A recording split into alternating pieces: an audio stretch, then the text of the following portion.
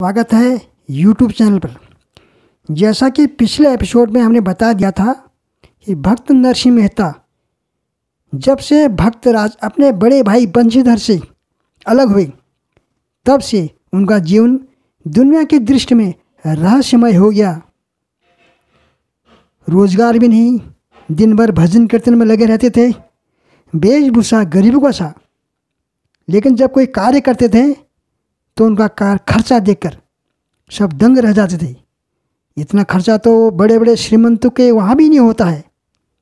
गांव वालों ने मिलकर, जिनमें उनका सगा भाई बंशीधर भी द्वेष के कारण एक षड्यंत्र रचा कि सुंदरी वैश्या चंचला को रुपये का लालच देकर भक्तराज के पास भेज दिया।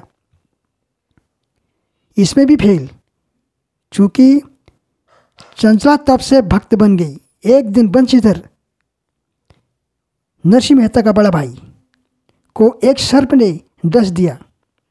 तब नाना प्रकार के उपचार करने पर भी ठीक नहीं हुए तो नरसिंह राव भक्त के पास आए। उन्होंने भगवान का स्मरण किया और मुंह में मार्जन किया तो ठीक हो गया। लेकिन अंदर ही अंदर बंशीधर क्रोध से जल उठा। अब आगे से भक्तराज की कसौटी। कहते हैं सर्प को दूध पिलाने से उसका विष बढ़ता ही जाता है। यद्यपि भक्तराज नरसिंह राम ने सौभाग्य दया से ही सारंगधर जी को जीवन दान किया था, फिर भी उस पर उसका उल्टा ही प्रभाव पड़ा। उसने समझा नरसिंह राव जादूगर है और यह सब उसी की दुष्टता का फल है। अतः भक्तराज के प्रति उसके मन में द्वेष अग्नि और भी अधिक भड़क उठी। सारंगधर जी भी उस राज्य के एक प्रतिष्ठित पद यानी ऊंचे पद पर नियुक्त थी। जब सारंगधर चंचला द्वारा भक्तराज का मान भंग करने में समर्थ नहीं हुआ तो उसने राजा से उनकी निंदा करना शुरू कर दिया। परंतु राजा उसके बात पर विशेष ध्यान नहीं देता था। किंतु सारंगधर जी अपनी धुन का पक्का था। भक्तराज को प्राणदंड या कारावास दिलाए बिना उसे चैन नहीं थी। राजा के ध्यान न देने पर भी वह बराबर भक्तराज की शिकायत करता रहता था। अंत में एक दिन राजा से उसने यह भी कह दिया कि रात्रि में भजन के बहाने नरसिंह राव अनाचार का प्रचार कर रहा है। ऐसे ढोंगी को दंड देना अत्यंत आवश्यक है। कहावत है कि बड़े लोगों को कान होते हैं, नेत्र नहीं। नित्य शिकायत सुनने के कारण एक दिन राजा ने भक्तराज को राजसभा में बुलाने की आज्ञा दे दी और दूसरे दिन उनका न्याय करने का निश्चय किया गया। उसी दिन भक्तराज जब भगवान की सेवा पूजा समाप्त करके भगवान नाम का जप कर रहे थे, हरे कृष्ण कृष्ण कृष्ण हरे हरे, हरे राम राम राम हरे हरे, तब वो वहाँ पर एक वृद्ध ब्राह्मण आया। ब्राह्मण को आसन जलपान आदि देकर उन्होंने उनका कारण पूछा। ब्राह्मण ने उत्तर दिया, भक्तराज, वृद्धावस्था के कारण मैं द्रव्य कमाने में अशक्त हो गया हूँ और इस कारण मेरी कन्या के विवाह योग्य हो जाने पर मैं कन्या दान करने में असमर्थ हो रहा हूँ। यदि आप मुझे 60 रुपये की सहायता कर देंगे तो मैं आपका बड़ा कल्याण होगा। भक्तराज ने कहा, महाराज, मेरे पास तो रुपया नहीं है, परंतु थोड़ी देर आप यहाँ बैठिए, चेष्टा करता हूँ। यदि ईश्वर की कृपा हुई तो आपका कार्य हो जाएगा।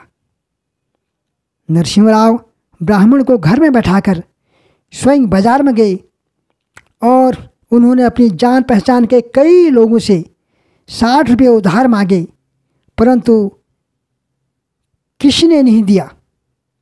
लोगों को भय था कि यह भक्त फिर रुपया कैसे लौटा सकता है।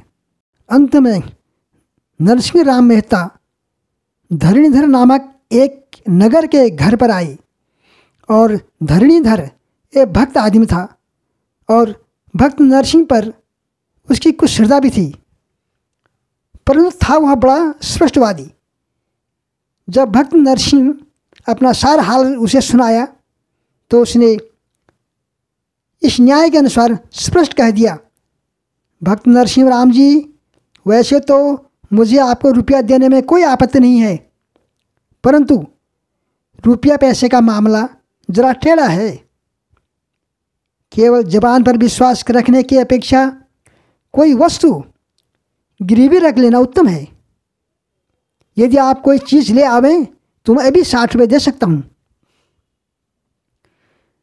भक्तराज ने विचार किया, मेरे पास कोई वस्तु गिरवी रखने योग्य तो है ही नहीं, तो क्या अब ब्राह्मण का कार्य नहीं होगा।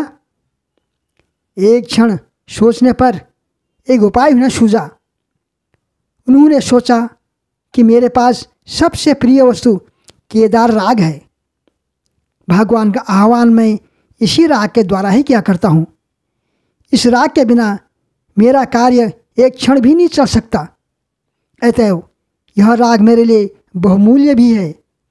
यदि इसे धरणीधर अपने पास गिरवी रख ले तो ब्राह्मण के लिए मैं इसे भी गिरवी रख सकता हूँ। भक्त नरसिंह ने यह सोचकर कहा, धरणीधर जी, मेरे पास रखने योग्य कोई वस्तु नहीं है। यदि आपको विश्वास हो तो मैं केदार राग जो मैं गाता हूँ आपके पास रख सकता हूँ गिरवी।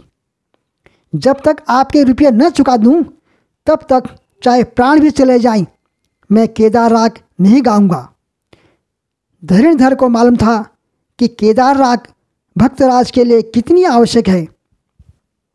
ऐसे वह तैयार हो गया और भक्तराज ने उसे इस आशंका प्रतिज्ञा पत्र लिखकर दे दिया कि मैं भगवान की साक्षी देकर कहता हूँ कि जब तक मैं धरणीधर जी को 60 रुपये लौटा ना दूँ तब तक केदार राग नहीं गाऊंगा।